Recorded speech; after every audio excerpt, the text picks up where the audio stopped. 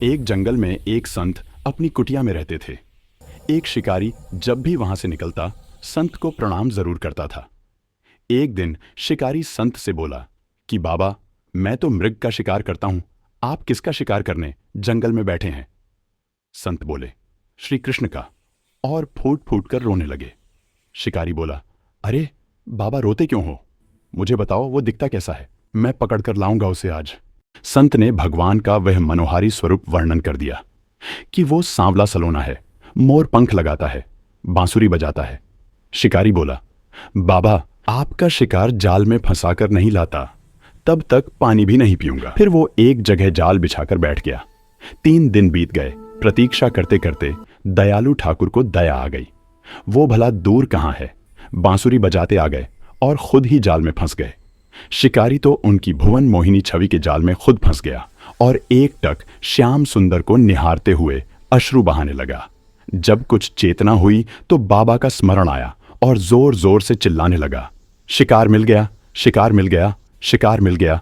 और ठाकुर जी की ओर देखकर बोला, अच्छा बच्चू, 3 दिन भूखा प्यासा रखा, अब मिले हो और मुझ पर जादू कर रहे हो। श्याम सुंदर उसके भोलेपन पर रीझे जा रहे थे एवं मंद मंद मुस्कान लिए उसे देखे जा रहे थे।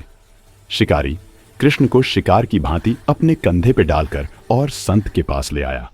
बाबा, आपका शिकार लाया हूं। बाबा ने जब ये दृश्य देखा तो क्या देखते हैं कि शिकारी के कंधे पे श्री कृष्ण हैं और जाल में से मुस्कुरा रहे हैं।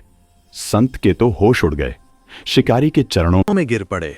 फिर ठाकुर जी से कातरवाणी में बोले, हे नाथ, मैंने बचपन से अब तक इतने प्रयत्न किए, आपको अपना बनाने के लिए घर बार छोड़ा, इतना भजन किया, आप नहीं मिले और इसे 3 दिन में ही मिल गए।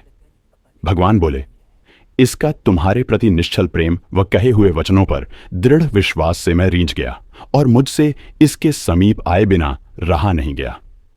भगवान तो भक्तों और संतों के अधीन ही होते हैं। जिस पर संतों की कृपा दृष्टि हो जाए उसे तत्काल अपनी सुखद शरण प्रदान करते हैं। शिकारी तो जानता भी नहीं था कि भगवान कौन है, पर संत को रोज प्रणाम करता था। संत प्रणाम और दर्शन का फल ये है कि 3 दिन में ही ठाकुर मिल गए। ये होता है संत की संगति का परिणाम।